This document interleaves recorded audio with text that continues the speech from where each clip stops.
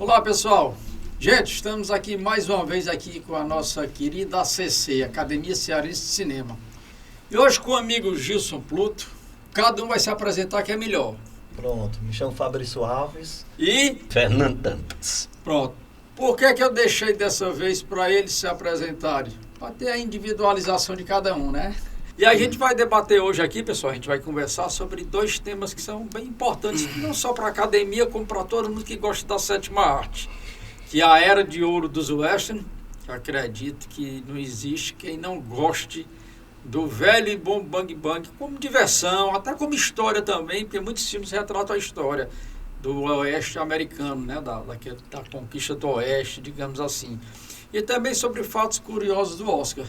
Então eu queria começar, Fabrício, vamos dar início com você aí, dê aí as suas boas-vindas aí e fale um pouquinho do que a gente vai conversar hoje. Pronto. É um prazer participar desse momento. Eu sou o tesoureiro da Academia Cearense de Cinema, ACC. Sou um dos mais recentes chegados, né? Cheguei ano passado, me senti muito acolhido com a diretoria, com os confrades, as confreiras, e estamos juntos nessa luta e nessa renovação dessa nova diretoria. Estamos por aqui. Meu amigo Pluto, e aí eu faço só fazer uma ressalva aqui rapidinho. A academia é bom porque a gente tem várias gerações, isso aqui é uma prova. Sim, sim. A novíssima geração e a geração que já vem fazendo história há muito tempo. Suas considerações aí, meu amigo, para a gente começar? Não, eu sou o Gilson, né? Eu sou um cinéfilo, posso dizer, meia tigela, porque eu sou um saudosista assumido. E sou um fã incondicional da Era de Ouro de Hollywood. E tenho um carinho especial, por isso estou aqui com a maior satisfação pelo faroeste antigo.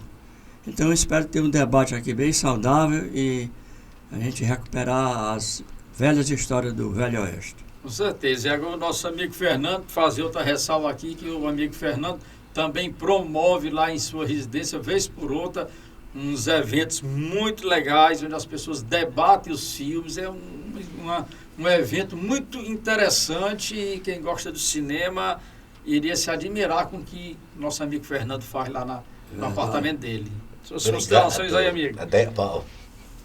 Meu nome é Fernando Dantas, assim como o Gilson, dizer carinhosamente, nós chamamos Gilson Pluto. É um querido amigo desde os tempos da Invicta Teleceará, uma empresa que marcou época, uma empresa modelar, e desde então nós nos identificamos em vários assuntos, especialmente cinema.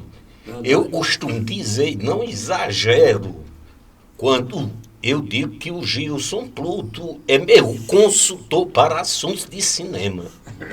Boa. A bondade sua. Atualmente ocupando o cargo de vice-presidente, que é uma honra, numa academia que tem tantos valores, tantas pessoas estudiosas, pesquisadoras do assunto de cinema. Eu me sinto muito honrado e procuro contribuir com meus conhecimentos que são limitados. Eu continuo dizendo que a academia é um celeiro de notáveis e é uma verdadeira, é um deleite compartilhar conhecimentos com os amigos da academia, especialmente com o Pluto, que é meu consultor, e assim como ele, sou cinéfilo de carteirinha. O Fabrício falou na junção da velha guarda com a jovem guarda, e isso está trazendo bons frutos para a academia. Então, essa oxigenação, ela é muito saudável. E, por fim, agradecer e parabenizar o Aderbal por esse tipo de iniciativa. Estamos aqui no estúdio, em que ele faz um trabalho de excelência e, como membro da academia, ele recebe a todos com muito carinho, com muito calor humano e nos deixa sempre inteiramente à vontade para contribuir com o enriquecimento dos debates da Academia de Cinema. É isso aí. E uma coisa boa da nossa academia são as amizades que a gente criou.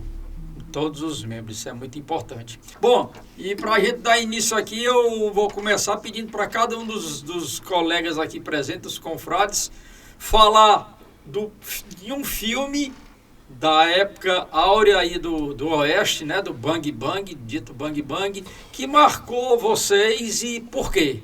Né? Porque geralmente um filme marca a gente por algo que a gente assistiu e que transmitiu alguma coisa pra gente, porque eu acho que muita gente assiste um filme e não absorve nada. E um filme, a gente tem que tirar alguma lição para alguma coisa, ou para lição de vida, ou de aprendizado sobre a obra cinematográfica. Amigo Pluto, mensagem por você. Bom, eu gostaria de dizer, antes de mais nada, que eu comecei a conhecer o cinema ainda criança, no Náutico Atlético Cearense, umas vesperais que tinham lá de domingo. Era desenho animado e um filmezinho de curta-metragem, Gordo e o Magro, Três Patetas. E aí ali me despertou uma coisa muito boa, que era o cinema. Em seguida passei a frequentar o Cine Rex, eram as matinês de domingo. Foi aí realmente que eu comecei a gostar do faroeste, do oeste. Domingo era o dia mais esperado da semana, para a gente se dirigir ao Cine Rex para assistir aquele seriado. E em seguida vinha um filme B, que aliás eu considero filme D. Vou explicar depois essa categoria que eu adoto. Então comecei a assistir lá os faroeste B, e daí não parei mais. E o filme que me tocou mais, foi, é claro que foi depois dessa fase, mas da Era de Ouro, não tenho a menor dúvida que foi Rastros de Ódio, com John Wayne, dirigido pelo grande John Ford. Isso aí, para mim, é o melhor filme de todos os tempos, tanto como faroeste como clássico de cinema em si. Só a fotografia, né, Pluto? A fotografia, né? E feita no Monument Valley, que é um cenário que o John Ford adotou para ele, onde ele fez 8 filmes lá, e onde ele gravou clássicos, mais clássicos, e cenas inesquecíveis foram gravadas lá no Monument Valley. Então, o John Wayne estando presente e o John Ford ao lado dele, não tem outra definição, foi Rastro de Ódio. Aliás, uma parte, como os amigos sabem, eu sou colecionador e vidrado em trilha sonora. E meu acervo, Pluto, que é composto pelas músicas tema dos principais filmes da dupla, John Ford e John Wayne. Esse é o 14 filmes fizeram juntos. 14, né? Eu encontrei esse filme nas minhas viagens em Lisboa. E comprei, assim, vibrei quando eu encontrei esse CD. Eu lhe mostro depois. Ótimo. Ele falou, o Fernando falou agora sobre trilha, não tem como não lembrar de Ennio Morricone, né? Ennio Morricone. Quando falou da dupla, eu lembrei, não, é o trio, né? O Ennio Morricone, as contribuições no faroeste americano e também italiano, né? A parceria dele com o Sergio Leone, a trilogia do Dólar, né? Muito interessante o Ennio Morricone. O filme que me marca, já puxando nessa questão do western, mais o western Spaghetti, né? Aí com o Sergio Leone, eu lembro muito da trilogia, mas o que me marcou, na verdade, foi Era Uma Vez no Oeste. Para mim, abertura única.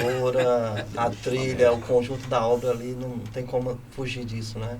Então, assim, questão pessoal, a minha geração é posterior, mas procurei pesquisar e quando assisti, então filme B, não, filme A, né? É o filme A ao quadrado, né? Fabrício, tem uma curiosidade, não sei se os amigos sabem, talvez saibam, que naquela cena de abertura, e em várias cenas do filme, a trilha do Ennio ficava tocando durante o set, para os atores entrarem no clima, né? Isso é muito bacana. Eu até sugiro, pessoal, para quem não assistiu ainda, existe um documentário fantástico, Ennio, o Maestro. Você já falou. É uma coisa esplendorosa. Ele falando do processo de criação dele, enfim, dos bate-papos dele com os diretores da melhor forma, e o cara realmente É um gênio. Tá na Netflix, né? Acho que você, Tem na Netflix e tem você. no YouTube também. É, você indicou, documentário você indicou, né? fantástico para a gente ver o processo de criação de um gênio, porque aquele é o meu gênio. Ah. E o seu filme, Fernando, que ele marcou assim. Olha, eu concordo com o Pluto que o melhor, provavelmente, assim, seja Rastros de Ódio. Mas há 3 filmes que me marcaram por razões distintas. Podem ser inferiores, provavelmente são inferiores a Rastros de Ódio, que é uma obra-prima, mas me marcaram. Um é 7 Homens e um Destino, por 2 motivos. John Sturges, diretor. Do John Sturges, pelo carisma dos atores. Ali foi uma geração de atores: Steve McQueen, Charles Bronson, Will Brynner. James Corden, Will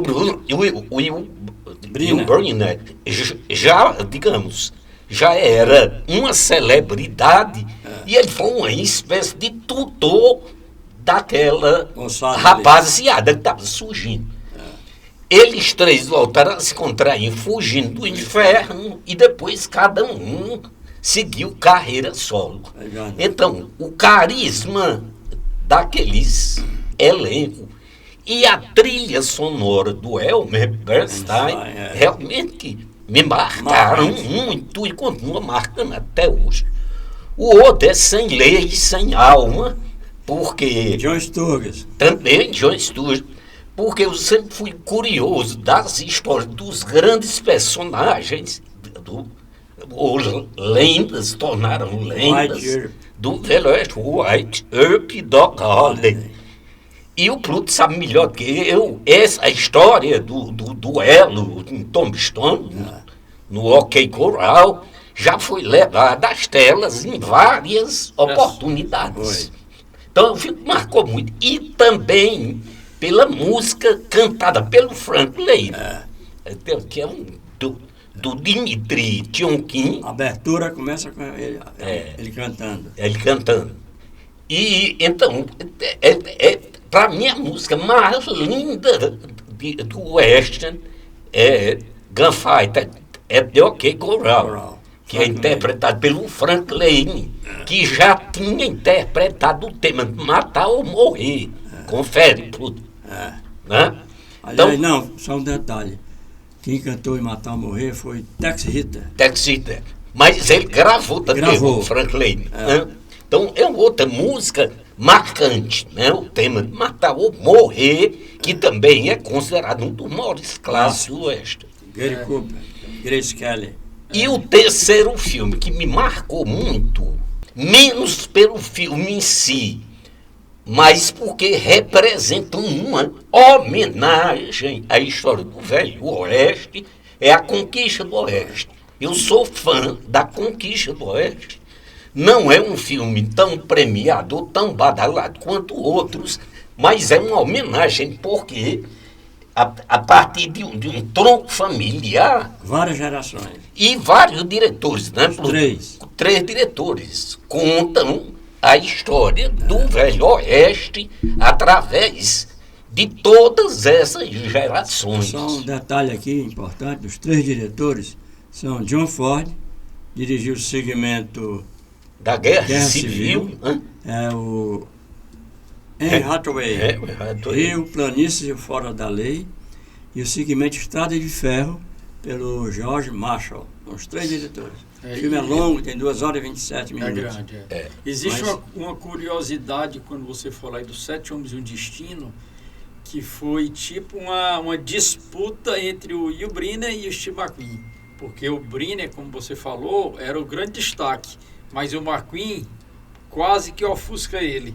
Então, Então, lá nos bastidores existiu uma espécie de ciúme do Will Brynner por conta disso. Tem um documentário muito bacana que conta essa história de bastidores. E a história que o Pluto falou dos remakes que foram feitos depois. Existe uma coisa na história dos filmes de Bang Bang que a gente precisa tá atento. Por exemplo, até os anos 70, começo dos anos 80, os filmes eram muito, digamos, romantizados. Por exemplo, o próprio Duelo do Curral Ok, o Sem Lei, Sem Alma, né, ele conta a história não tão fiel como foi na época. Quem veio contar a história mais fiel, como realmente deve ter acontecido, é o Tom Stone. Muito bom. Que já é um filme mais novo, mas a partir dos anos 80, o Hollywood enxergou, por exemplo, até essa época os índios eram tidos como os grandes vilões. Né? Existe até um filme espetacular, que é um bang bang, assim, que conta a história, que é o Jerônimo, né? Da década de 90, que como história é um espetáculo, filme como fotografia, como filme. E falando nos filmes de bang bang, tanto o Rastro de Ódio, como Shane, os brutos também amam a fotografia. Vamos falar nele ainda. Né? Que vocês vão falar aqui da fotografia, né? Desses filmes, Pluto. Como é que você enxerga a fotografia? Bom, fotografia não é a minha praia, bem, mas é claro que a gente entende um pouco da fotografia. E aquela fotografia é magnífica, colorida, Van Heflin, Alan Ladd, Jim Arthur, e o cenário, aquelas montanhas no fundo. Mas a fotografia é fabulosa, aquelas montanhas, a cidade, muito boa. E o final antológico. O garoto cheio, se afastando ferido. E o cheio muita bola. Chegou misteriosamente sozinho, vai embora sozinho. Destino do pistoleiro do velho. E o eco, né? Shane, aquilo ficou na minha cabeça há anos, ainda fica. É antológico aquele final, a idolatria do garoto pelo Shane. Se transforma no ídolo dele. E interessante também, saindo um pouquinho assim do cinema, é que o Alan Ladd não teve um final de vida bom, né? O final de vida dele foi um pouco alcoolismo, conturbado. Né? Ele era complexado, ele era baixinho e tal. E ao lado do Jack Palance, né? Que era um homem de cor. Era um gigante. Nesse filme foram indicados ao Oscar o Jack Palance e o Brandon de Wilde, o meninozinho. E ele não foi o ator principal, Alan Ladd. Nem atriz. Aliás, ele nunca foi indicado ao Oscar. Também ele não foi um ator muito... Era, como diz o Fernando, canastrão simpático, Ele era bonito, tinha aquela trufinha. O início do Shane é aquela imagem, né, do meninozinho ali, é uma fotografia, né? Tem parece nem um filme. Do chifre do viadinho lá, ele aparece o Shane vindo lá. Exatamente. Mas nada como o John Wayne chegando em Rastros de Ódio e a cunhada dele na porta. O John Ford filma por trás da porta. Fica a moldura e João Wayne chegando. Com a Natalie Wood, né? Aquela entrada ali, e o final também foi ele saindo pelaquela porta. É fantástico. João Ford ali deu uma... A Natalie Wood só tinha 16 anos, salvo engano. Era. Ela estudava... Não, 18 anos. Falando em John Ford e John Wayne, essas parcerias de cinema, que já tem muitas, muito boas, a maior que houve e a mais prolífica e duradoura e espetacular foi John Ford e John Wayne. Fizeram 14 filmes, fora os que eles fizeram para trás no cinema mudo, que não é acreditado. O John Wayne começou como dublê, figurante, e foi realmente despontou para o cinema no tempo da diligência. 39, né? 39. Aquela entrada dele no filme, ele aparece no filme aos 18 minutos do filme ter começado. E o tempo da diligência, a gente assistindo, não parece nem filme, parece que é a situação real, né? Pois é. Pelas imagens, né? E o João Wayne aparece do nada no deserto, a diligência vindo, ele com a cela na mão, um rifle na outra rodando. Ei! O John Ford dá uma tomada de longe, plano geral, aproxima do rosto dele, dá um close. Segunda crítica, e aí foi que o João Wayne nunca mais deixou de ser considerado um excelente ator. Nossa enciclopédia, né? E uma dúvida assim que é uma celema para muita gente: John Wayne ou Clint Eastwood? Vai, John Wayne. Eu concordo. Como ator, Eu sou né, saudosista. O Clint tem uma história, um conjunto da obra dele, né? Tem. Como direção, Que transformou-se num grande diretor. É o maior. Diretor. É o maior. Diretor, tem mais de 40 filmes como diretor. Mas eu acho que ele encarnando o pistoleiro é difícil alguém olhar, né? O homem é o estranho sem nome. O Eastwood tem 4 Oscars. Ganhou 2 Oscars como diretor e como melhor filme. Ele era um gênio. Agora, o carisma, pai, não tem quem tire do John Wayne, não. Não tem possibilidade. E o que é que vocês dizem daquele último filme dele de Bang Bang, o Último Pistoleiro, O né? pistoleiro. Que ele já doente também. Foi o crepúsculo da vida dele, ele doente com câncer, fez um filme doente com câncer. É. E o médico era um grande amigo dele, James Stewart. James Stewart. Exatamente. Aquele filme, ele soa, ele surge como uma despedida. É a né? despedida. Ele estava doente, Já estava doente. já estava com câncer terminal. Aí se torna um filme melancólico. Né? Lauren Bacall também. Fabrício, você assim como da geração nova aqui da academia e como espectador cinéfilo, como é que você enxerga os jovens hoje com o Bang Bang? Você acha que o Bang Bang ainda tem vez no mercado?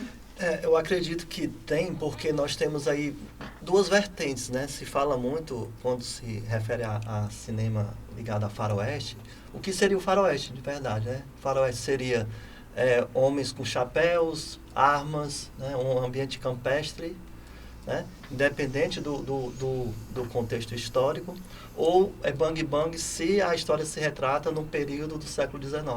Então tem essas 2 vertentes.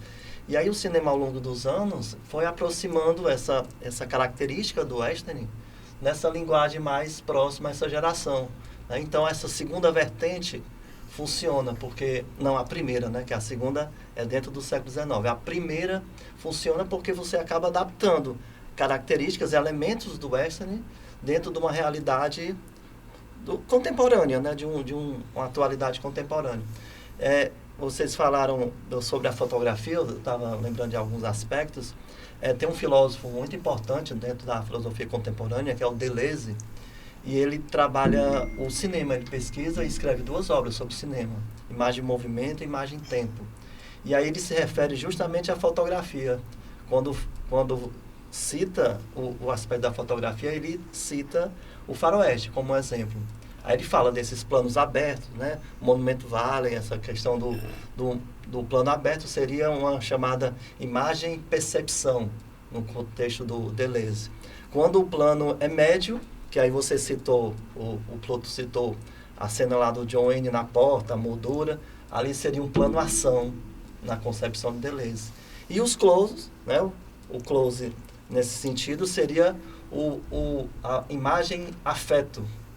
E aí são elementos que ele utiliza dentro da filosofia e faz referência ao cinema para retratar que a imagem funciona como linguagem, né? Você, com um plano aberto no faroeste, claro, ele diz muita coisa. Né? Porque é a questão da percepção. Sim.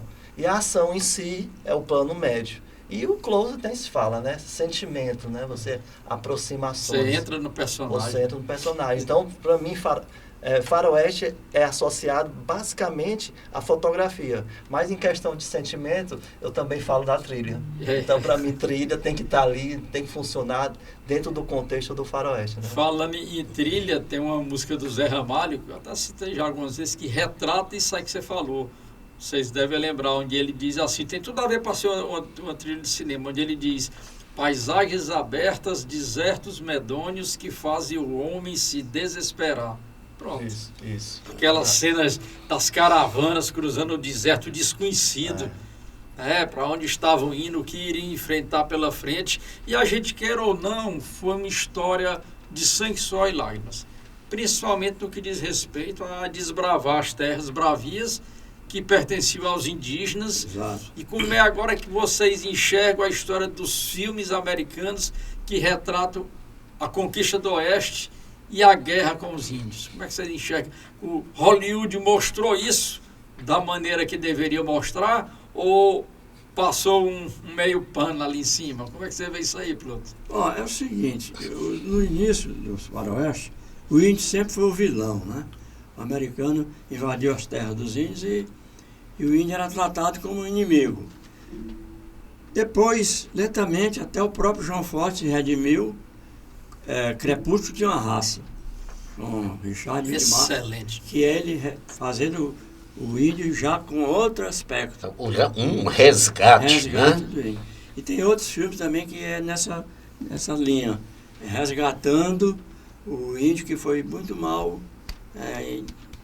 comentado nos filmes. Complementando, há um filme que é muito cultuado, porque foi realmente foi considerado, é considerado um marco nesse sentido. Pelo menos houve a tentativa de ser um marco, que é o Dança com Lobos. Ah, excelente. Então, ali já há notoriamente uma valorização do índio como verdadeiro, vamos dizer, donos da terra. É aquilo que eu falei, a partir dos anos 90, isso começou a ser retratado. Esse esforço, né? Há um filme também controverso, mas que seria uma espécie de divisor de águas, que é o Pequeno Grande Homem, com Dustin Hoffman. Também é um filme emblemático nesse contexto. Não é? No tempo da diligência, o Fabrício falou na trilha sonora, o John Ford foi o primeiro filme que ele fez de faroeste, em 39, depois que o som entrou no cinema em 27. Quer dizer, ele passou aí 12 anos sem fazer um faroeste, porque o faroeste dele era o ar livre. E era um problema para ele levar o equipamento de som, ele relutava. Ele fez alguns filmes antes, sonoros já, como o Delator, que ganhou até o Oscar, com o Victor McLaren, fez outros, não lembro agora, mas no tempo da diligência foi o que marcou o Oeste entrando realmente na classe A, ele só veio fazer 12 anos depois. E a música tem, mas é espetacular. Ele ganhou o filme Justiçado, ele foi indicado a 7 Oscars e ganhou 2. Inclusive trilha sonora. A trilha sonora e o coadjuvante pro Thomas Mitchell, muito merecido. O João Wayne era para ter sido, pelo menos, indicado ou escolhido nesse filme. Perfeito. O João Wayne veio ganhar o Oscar em 69, já velho, e um filme menor, Bravura Indômita. Mas era para ter ganho ali no Rastro de Ódio, no Onde Começa o Inferno, Rio Vermelho, Rio Vermelho. Grande fio. Então ele não veio ganhar aí, porque rapaz, o homem tá para morrer, vamos dar um Oscar a ele. E tirou até de Dustin Hoffman, Perdido na Noite. O Dustin Hoffman merecia nesse Oscar. Pluto, você acha que aquele filme com Paul Newman, Hombre, excelente. É um paralelo ao Tempo da Diligência? Rapaz, é diferente, mas excelente. Excelente, né? A história que ele vai na diligência, né? Só que não é índio, são salteadores. Tinha uma repulsa com ele, porque tem alguma coisa. Até aquele Friedrich seria mais, até, na minha opinião, mais até com uma homenagem ao tempo da diligência. Frederico Macho ia na diligência lá com o Hombre, com o Paul Newman, no mesmo lugar daquele banqueiro que ia no tempo da diligência. Pois é. O Paul Newman, caracterizado como índio, estava maravilhoso. Aquele filme, eu adoro aquele filme. E o vilão, que é o Richard Boni, diz a lenda, não sei se é verdade, que ele descende do verdadeiro Daniel Boni. Eu sei que o fim do filme, o Paul Newman morre. Né? E o Richard não estava para morrer, e o Paul Newman, mas salvou a diligência. E o Richard Boni morrendo. Rapaz, como é teu nome mesmo, hein? Homem, como é teu nome, que eu queria morrer sabendo que ficava bom com você. É outra coisa que fica ecoando assim nos meus ouvidos, é aquele Hey, hombre! Hey, hombre, né? É igual Shane, né? São palavras bem assim. Bem lembrado, hombre. Martin Hitch. Exatamente. E a gente não pode esquecer, voltar sempre pro Fabrício aqui, falando das coisas mais novas, né? As séries, Fabrício, por exemplo, Tem uma série que começou com o Yellowstone, e um deles é 1883, não sei se você assistiu na Netflix, que é dando continuação à série de Yellowstone, né? Que são séries que são violentíssimas, que antigamente o cinema não era tão, não mostrava tanta violência. E essas séries de Bang Bang mostram uma violência mais real. Você jura que você está vendo ali. Depois do Tarantino, depois do Tarantino. Tarantino foi que trouxe a violência. Mas eu acho que o primeiro a retratar isso foi Meu Ódio Será Esperança. Sam Peckman. Peckman. O que vocês acham aí do Meu Ódio Será Esperança? Certíssimo. Uma observação dentro do que o Fabrício colocou na primeira intervenção dele sobre o western chamado de espaguete. Eu considero um termo muito pejorativo, porque é uma vez no oeste, a trilogia do dólar são filmes marcantes. Será que nem é o ciúme dos americanos? Foram eles que apelidaram? Associando a Itália, né? Sem dúvida isso, mas o que eu acho também é que os italianos, talvez, em função do apelo comercial dos filmes, eles começaram a abusar desse gênero, a mediocrizar esse gênero. Então, ficou uma enxurrada de filmes de baixo nível. Então, isso, de certa forma, comprometeu esse conceito inicial. E aí nivelou por baixo. E coincidiu com a época da queda desse gênero nos Estados Unidos, né? Década de 60. Então aí, a partir dali, eles começaram a fazer um mercado paralelo. Mercado paralelo. Mas, na verdade, quem se destacou mesmo foi o Clint e o Morricone, né? Por conta da trilha sonora, foi que realmente deu destaque. Sérgio Leone. E teve as grandes comédias que, não sei, foi da minha geração, da de vocês, não sei, nem da do Fabrício, que foi os filmes do Terence Hill, Trinity. Que era a comédia no Bang Bang, né? Meu nome é Ninguém. Meu nome é Ninguém já é com o Harry Fonda também, né? Harry Fonda. E é um filme também interessante. Muito a trilha é linda. Que é do Morricone. Morricone. O Morricone tem tantas trilhas em filmes dos mais variados gêneros, que nesse documentário que eu assisti, apareceu algumas que eu nem sabia que era dele. Também Embora a tem gente que fosse parecido. Eu tenho mais de 300 músicas do Morricone. Mais de 300 para filmes. Você falou sim, em trilha. E como eu disse, é um dos meus fracos. Eu tenho, Fabrício, tudo sabe, eu tenho em torno de 500 trilhas de filmes. Sou apaixonado por trilha. E falando de Bang Bang, vamos voltar aqui para um tema Bang Bang diferente. Das séries de antigamente, Durango Kid, Roy Roger, o que vocês só dizem? É a minha praia. Eu era fã do Durango Kid. O Palon Cassidy, né? É o seguinte, no Cine Rex, como eu falei aqui, tinha primeiramente um seriado, 2 episódios, 15 minutos cada, e o filme de longa-metragem. A gente ia domingo, preocupado como é que o mocinho, o herói, ia sair da situação que ficou na semana passada. Mas não tinha como sair. Você tem um perigo, né? É perigo, ele estava amarrado no trilho de trem, que hoje é dia de ferroviário. Era o perigo da série que chamava, né? Era o perigo da série. Ele amarrado com mão, pé, cabeça, e o trem se aproximando. Essa é clara. Não tinha como sair. Aí tinha... Bom, esse cara morreu. Esse cara vai escapar daí. Esse seriado era fabuloso. E outra coisa, não tinha truques que tem hoje de CGI, imagem gerada por computador e tudo. Era dublê. Meu amigo, aquela cena de briga, de corrida de cavalo, meu amigo, aquele era feito ao vivo. Era magistral aquilo.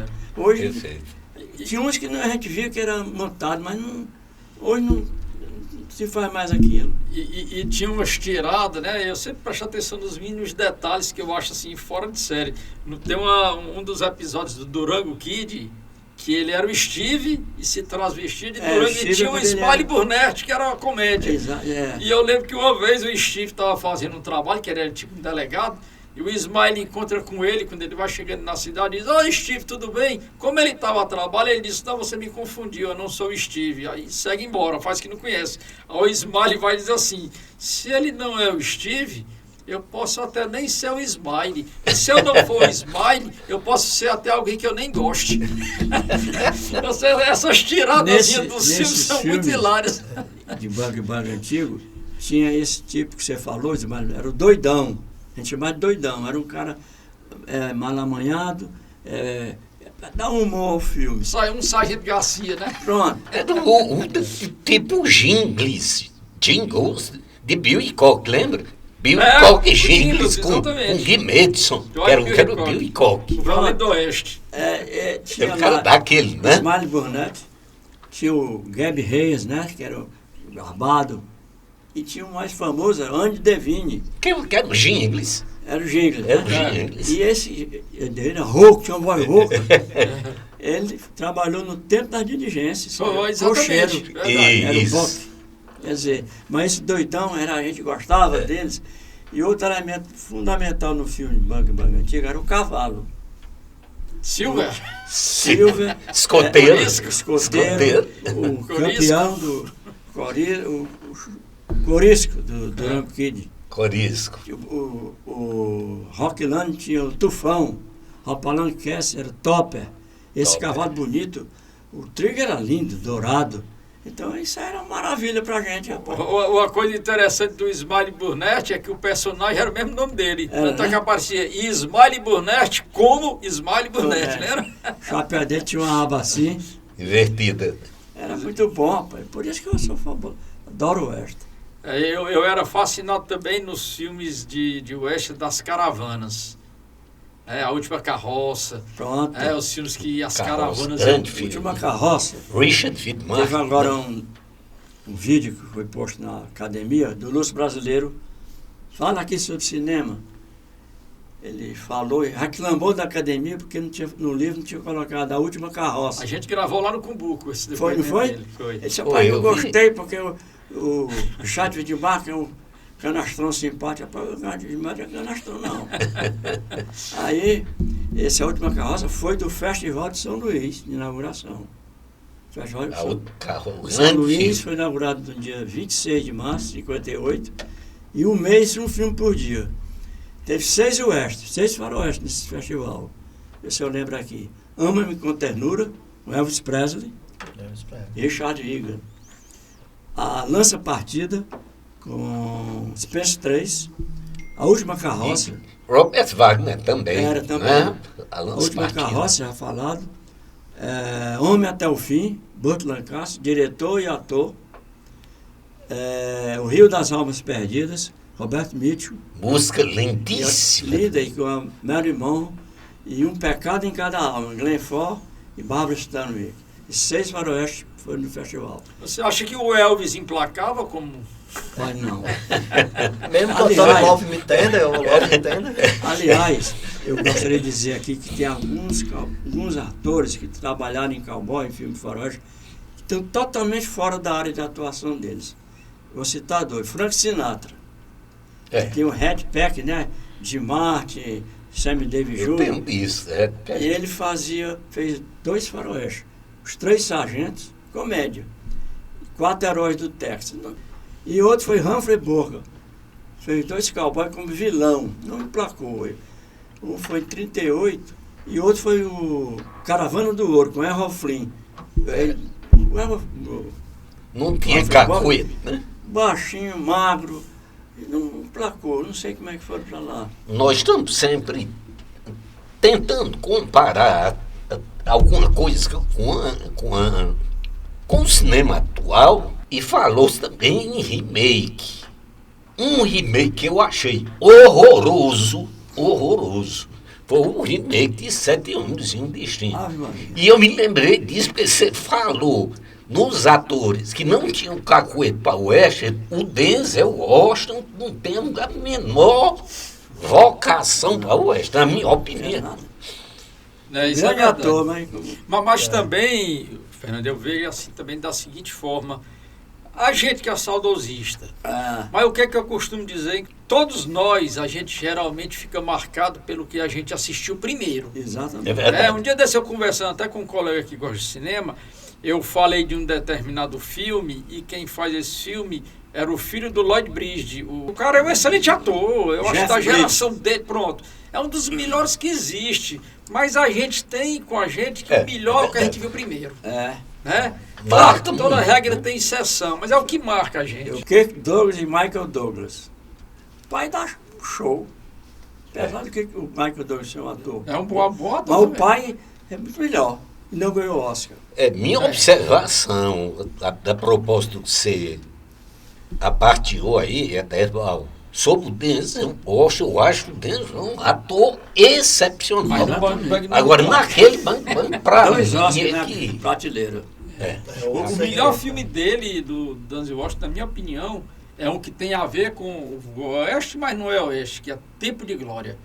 Que Glória é um espetáculo que poucas pessoas conhecem, que retrata a Guerra Civil. E ganhou o Oscar nesse filme. Exatamente. O filme aquela cena dele sendo chicoteado, Morgan Freeman. E a lágrima descendo, aquele filme é foda. Morgan Freeman. Filmaço. Aliás, eu acho até, pessoal, que eu acho que filmes, por exemplo, se eu fosse diretor, professor de um colégio, uma vez por mês, os alunos tinham que assistir um filme. E debater. Porque Perfeito. você ganha experiência, adquire conhecimento, é uma troca de ideias. Eu faço isso em sala, eu sou professor de filosofia. Eu trabalho com curtas-metragens e trechos de filmes. Eu nunca passo um filme completo porque, como a aula de filosofia é curtinha, só são 50 minutos, só dá para encaixar trechos. Eu utilizo sempre cinema. Cara, é fantástico. E aí, quando tem um debate, a gente faz uma relação com aqueles trechos utilizados em sala.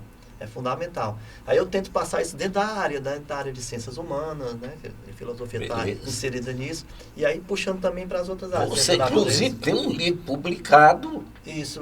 Muito interessante, que é exatamente o cinema aplicado à filosofia. Né? Fabrício, sei que você está falando, há uns anos atrás eu já fui umas 3 vezes na UFC, no curso de filosofia, exibir histórias do cangaço, depois vídeos que eu gravei, né, documentários, para o pessoal da filosofia debater sobre o que ouviu ali. E foi muito bacana, os alunos deram ao 10, foi muito interessante. Às vezes o aluno nem sabe o potencial que tem quando vai discutir um filme desse. Ele diz coisas que o filme desperta, né? Exatamente. E o cinema abre a mente de muita gente. É igual um livro, você conhece o mundo assim num filme. E você conhece coisas que é totalmente fora da sua realidade. Temas polêmicos, acho que a gente falou dos índios. Durante muito tempo se tratava o famoso General Custer como herói. Na verdade, não foi esse herói. Hoje em dia a gente sabe que não foi, né? Ajudou a dizimar muita gente. E aquele livro, que tem até um filme e um documentário, Enterre Meu Coração na Curva do Rio, retrata muito bem isso. Perfeito. É outra coisa também que a gente deve... E eu queria que vocês fizessem agora um paralelo, porque a gente falou muito aqui de 7 Homens e um Destino, baseado em filmes japoneses. 7 Samurais. Pronto, como é que vocês enxergam isso aí, essa versão americanizada? Deixa para o senhor, eu sou especialista. Filósofo. Essa relação do faroeste eu acho um tema muito instigante, né? Você falou do Tarantino, é um dos cineastas hoje que tenta resgatar essa característica, né? Esse ambiente, essa narrativa do faroeste. Utilizando, com certeza, muita violência, ele adora o sangue, a cor vermelha, né? Até tem alguns exageros nesse sentido. Isso. E ele tenta resgatar, né? O Django, né? É um representante disso, né? O Alt, né? Sim. Que ele ganhou o Oscar, né? De coadjuvante também, com Bastardos Inglórios, que também é do Tarantino. E é ótimo aquele ator. Muito bom. Ele fez um filme muito bom, foi Grandes Olhos, sobre a pessoa que pintava os quadros. Esse Christoph Waltz. Tem também, a gente tem que tirar o chapéu, ou por bem ou por mal, para o cinema americano. Muita gente fala em filme de arte e tal, mas todo mundo, até os brasileiros que criticam, digamos, a Globo e Hollywood, quer estar lá aparecendo. E tem um filme onde os americanos entram na história e acabam virando heróis de uma realidade que não é deles, que é aquele com Tom Cruise. O Último Samurai. O Último Samurai, né? Ele entra numa história que não é dele, e o americano, e ele vira o herói. O americano é bistonado. É uma vertente imperialista, né? Até no cinema eles desenvolvem isso, né? Se apropriam do que não é dele. Mas o leque disso é muito grande. E os Oscars? Os Oscars, Né? As curiosidades, inclusive Bangs que é o receberam. seguinte, eu vou rapidinho aqui. O Oscar nunca valorizou muito o faroeste. Ao longo do tempo, para o ano 2027, o Oscar completa 100 anos da primeira edição. E apenas 3 faroestes ganharam o Oscar. Foi citado aqui um. Foi em 31, Cimarron, que é um romance da Edna Ferber, que é a mesma escritora do filme Giant. Aí depois, o segundo foi em 90, Dança com Lobos. Em 92, o grande Clint Eastwood, Os Imperdoáveis. 3 Oscars. Agora foi indicado 13 vezes, se eu lembro aqui. A segunda edição do Oscar, no Velho Arizona. 31, é esse que eu falei, Cimarron. 39, No Tempo da Diligência, merecia ter ganho. Perdeu também, foi difícil, era O Vento Levou.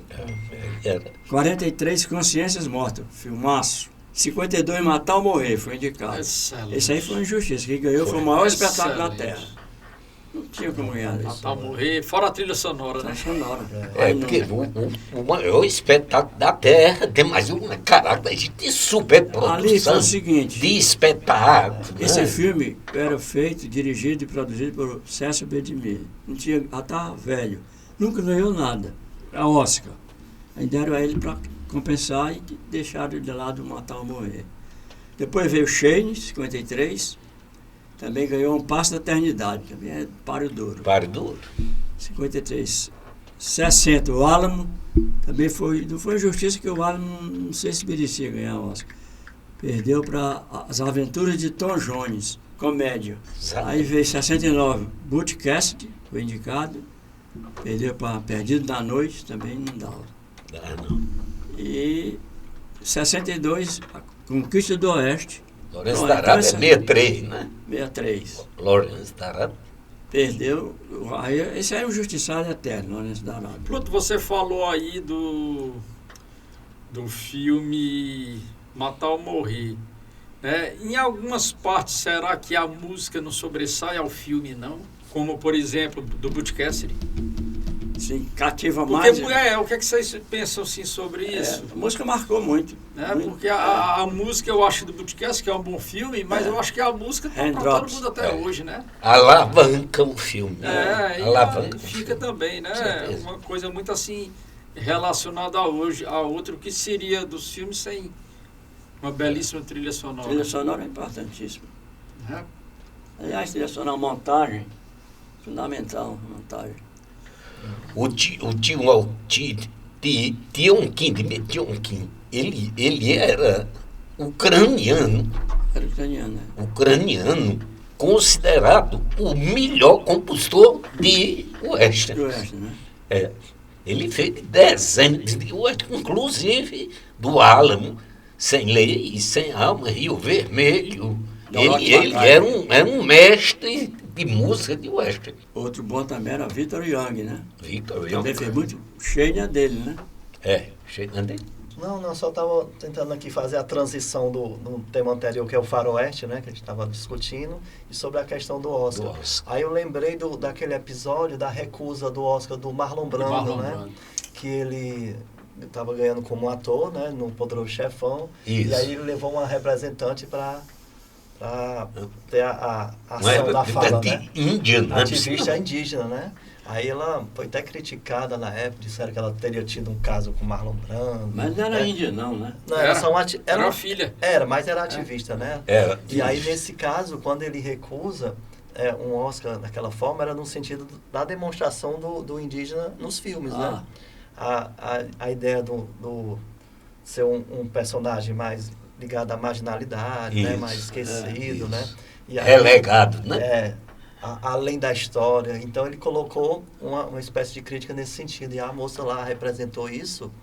Eu acho que a gente não fala gafe, né? Mas coisas marcantes no Oscar, já pegando essa vibe do faroeste, quando ela faz essa crítica representando Marlon Brando, demonstra que o cinema não é só entretenimento, não é É só uma questão composição, política, é questão política. Social. Né?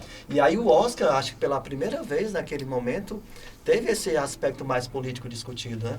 Entre aplausos e vaias, ela teve o seu discurso representando Com a certeza. causa, né? Uma curiosidade que eu tenho sobre atores que recusaram, não compareceram ao Oscar, talvez saiba, eu não sei. Por que é que o George C. Scott, um grande ator, ele não foi receber o prêmio por Peyton Rebelde do Herói? Não, segundo eu sei, ele disse uma coisa certa. Ele acha que o Oscar é hipocrisia.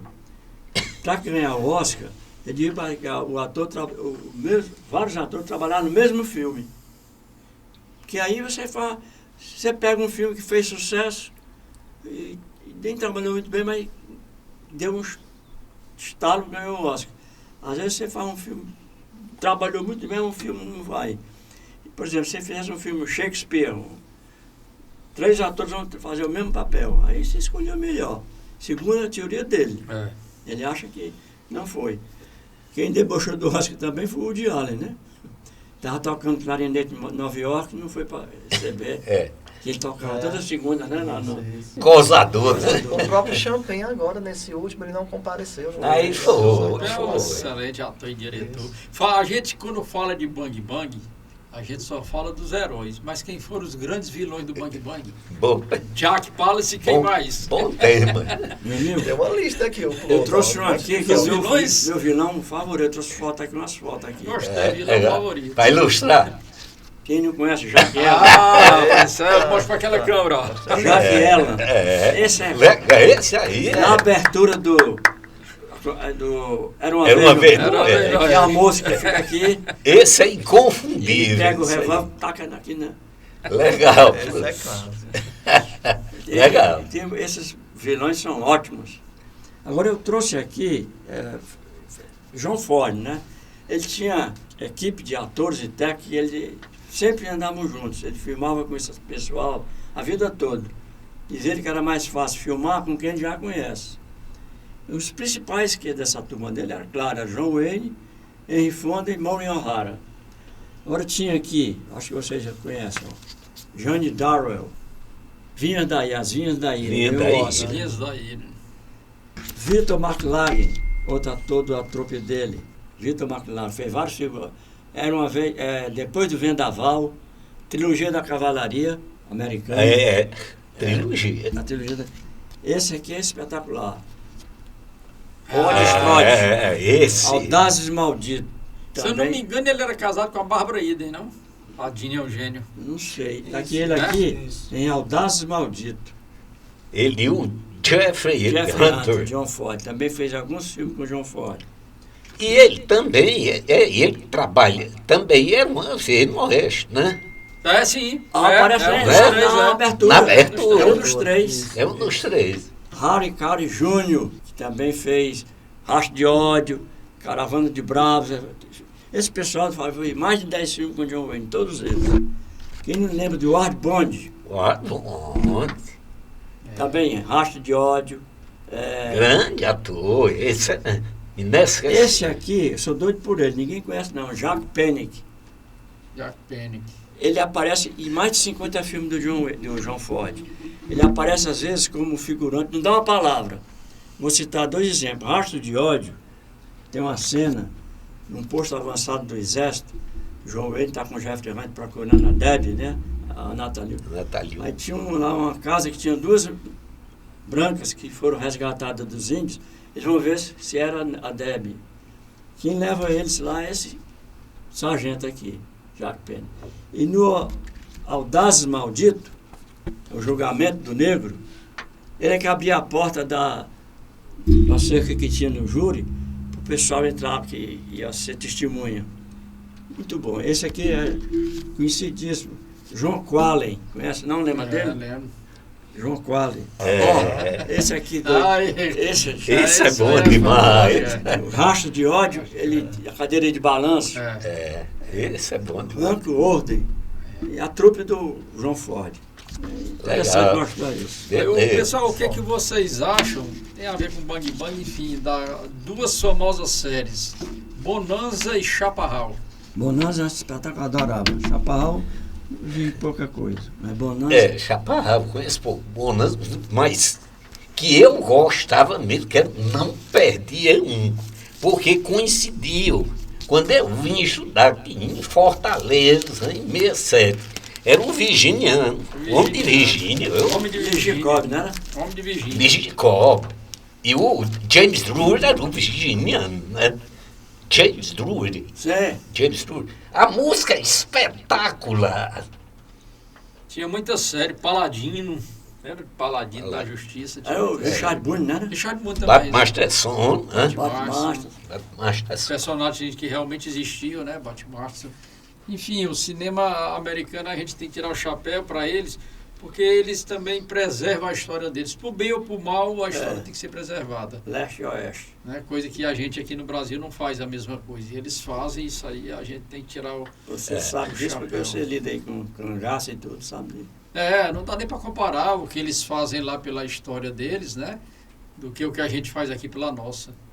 Aqui a nossa história tem que ser destruída para dar lugar a coisa nova. Mas lá, não. Lá, inclusive, não sei se vocês sabem, uma vez por ano, quando ocorre a data daquele onde o General Câncer morreu, que foi a batalha de Delira Big Rock, né?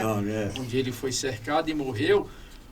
Você estando lá como turista, você pode participar de um evento onde você vai ser ou das tribos ou você vai ser do exército americano, da 7ª Cavalaria.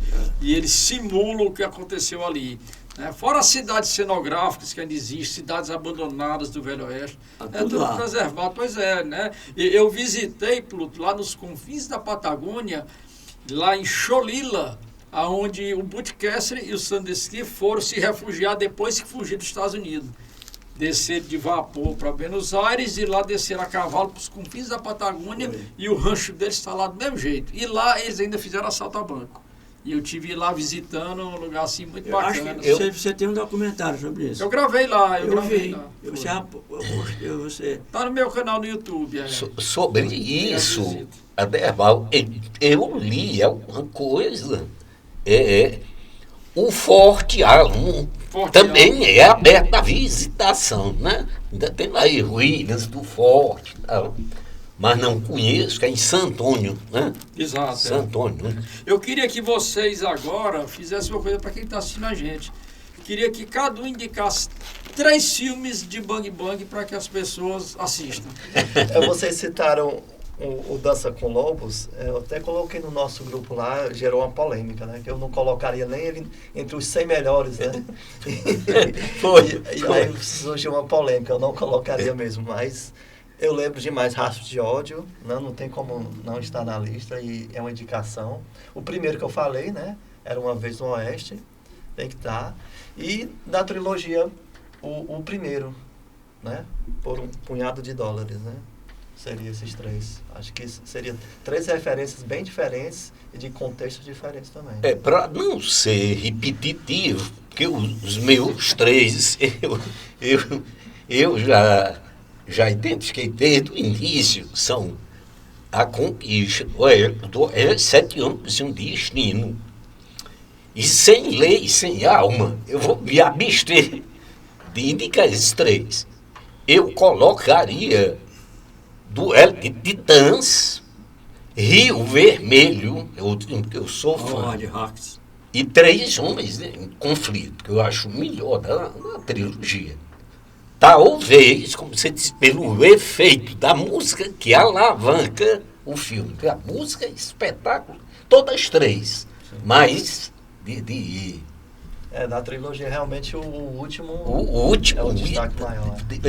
Alavanca de uma forma impressionante. É questão de premiações mesmo, ele acaba se destacando, né?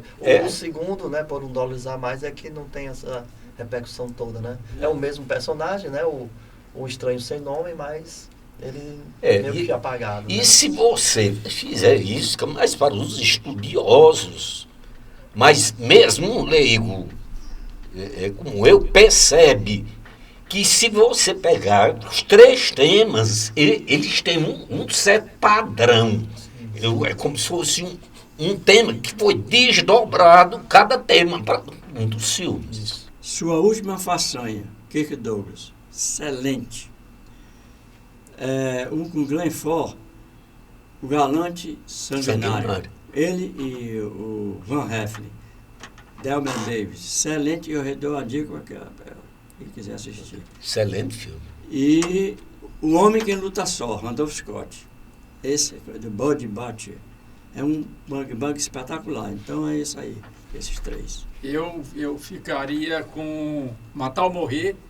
Eu acho aquele filme simplesmente divino. Divino, claro. Que mostra a história da hombridade, da amizade, né? Enfim, aquele filme ali é tenso. Aquele filme ali é... Você reflete, você termina um filme, você puxa a vida. E aquilo acontece na vida real diariamente, né? O senso de dever, né? Exatamente. O outro é um filme do Clint, que poucas pessoas assistiram, mas que para mim é a maior encarnação do pistoleiro, que é Joseph Wales, o Fora da Lei. Eu tenho. Eu tenho esse filme também. A interpretação dele ali, onde ele, no início ele diz, Deus dá e Deus tira. Enfim, aí começa, é um filme assim que eu acho fantástico, né? Esses 2. E como terceiro filme eu colocaria Tombstone, com a versão do Tombstone. Kurt Russell. Pronto. Se bem Adébalo, eu ofuscou totalmente o do Kevin Costner, que fez o mesmo, né? Eu ia dizer na mesma época, mas é um filme... E o Val Kilmer, né? O Val Kilmer é fantástico. Eu ia destacar, o Val Kilmer arrasa com o Doc Holliday. Eles dois, os 2 personagens principais ali, o Kurt Russell, ele tá ali mas você jura que é um cara, bicho, da interpretação fantástica. E o Val Kilmer, então... É uma aula ali. É fora de série. Então eu acho realmente que esse leque do Bang Bang, que a gente tanto gosta, eu acho que Hollywood ainda vai dar uma reviravolta e vai voltar novamente. Porque, queira ou não queira, a gente aprende muito. Tomara, hein? Tomara, mas acontece que essa moçada nova aí não vai aceitar, não. Né? O mundo mudou muito. Eu acho que fica aqui para os nostálgicos o que já passou, porque... Mas vez por outra vem por exemplo, os filmes de guerra deram uma caída, aí com Spielberg, com o dia D, né, lá, o Resgate do Soldado Ryan, explodiu de volta, quem sabe, né? Quem sabe? E agora a hora o Tarantino está resgatando aí com alguns, acho, os 8 Odiados. Os 8 Odiados, Ele está trazendo aí também. E numa roupagem diferente, né? Muito sangue. Diferente, Eu queria mostrar também aqui. Isso aqui quando eu era no tempo de Rapazote. Não, isso aí era tudo novo, porque tá zerado. Peraí, existia isso aqui. Olha aí, rapaz. Cine Quadrinhos. Tem um ex-desenhista da Ebal, 2 editoras que tinha aqui, era famosa, era Ebal e Rio Gráfica Editora. Todos os gibis eram de lá. Rastros de ódio em quadrinhos. Que maravilha! Aqui, ó. Em quadrinho. Rapaz, isso é uma preciosidade, rapaz. Protetor da Diligência, Rockland é um filme. Eu tenho todos esses filmes, eu tenho lá em casa. Esse aqui. Rockland, olha o cavalo aí, o Black Jack. Tá aqui. Que beleza. Cavalão preto. Isso é relíquia, rapaz. Então, primeiro agradecer ao Adébalo, segundo dizer que foi um prazer, uma honra compartilhar com o Pluto e com o Fabrício nesse verdadeiro encontro de gerações. Então, muito bom, muito obrigado. E eu acho que foi muito proveitoso, está sendo muito proveitoso esse nosso encontro. Né? Missão cumprida. Missão cumprida, galhardamente, né, Pluto? Exatamente. Eu quero agradecer também a questão de participar desse momento, a Derbal principalmente, por ofertar, por proporcionar esse momento, que é único, né? Na verdade, a gente vai tendo um desenvolvimento, contatos e observações sobre as coisas e as coisas não se repetem, né? Já diria Heráclito, tudo flui. Então, esse momento não se repete mais. Pode se repetir as mesmas pessoas, mas com outras abordagens, com outros pontos de vista, né? A gente falou muito de faroeste, falou um pouquinho só de Oscar, então a gente pode falar disso em outros momentos também. E foi um prazer, estou chegando na casa, eu sou novo mesmo, não na idade, eu já estou chegando aos 50 anos, mas estou novo no grupo. E nessa missão de tesouraria, que não é fácil, né? Essa questão de todo mês, desafiando, ligando. Até o Capone caiu por causa disso. Isso, verdade. Mais uma coisa a declarar, né? Tem algo a declarar no próximo ano. Então é uma missão valorosa, na verdade, porque aproxima, a gente colabora com o grupo, com essa nova academia, esse novo grupo, essa nova diretoria, que está dando continuidade ao trabalho do Regis, que também faz parte da diretoria. Uma referência. É uma referência, o Magno à frente com essa preocupação de registrar também as obras, né? Nós temos já 3 livros publicados e está em processo de formação do 4º. Uma ideia também de produzir um filme, um curta-metragem sobre algo pesquisado por alguns dos membros dos confrades. E a Laser Video aqui está à disposição para produzir isso aí. Pronto, tudo parceria. Obrigado mesmo pela oportunidade. Foi ótimo aqui amanhã. Eu vim com certo receio, por causa da sumidade que é a questão, e a minha memória está rareando. Estou feliz de estar aqui. Foi bom porque a experiência, aprendi também. Foi ótimo. Obrigado. Então, eu queria realmente agradecer ao nosso amigo atual presidente, o Magno. Um abração aí para você, porque o Magno está fazendo uma ótima gestão, dando continuidade ao que o nosso amigo Regis começou. A gente deve muito ao Regis em relação à nossa academia, dela existir, né? Fica aqui o meu agradecimento. Inclusive, quem nos deixou recentemente foi o Lúcio Brasileiro. E graças ao Regis a gente fez uma gravação com o Lúcio lá no Cumbuco, que da maneira ou de outra vai ficar aí para sempre, aí enquanto existe internet vai ter alguém assistindo. E dar uma saudação de cinéfilo aí para todos vocês aí que assistiram aqui o nosso podcast e até a próxima oportunidade. Abração para todo mundo e tamo junto.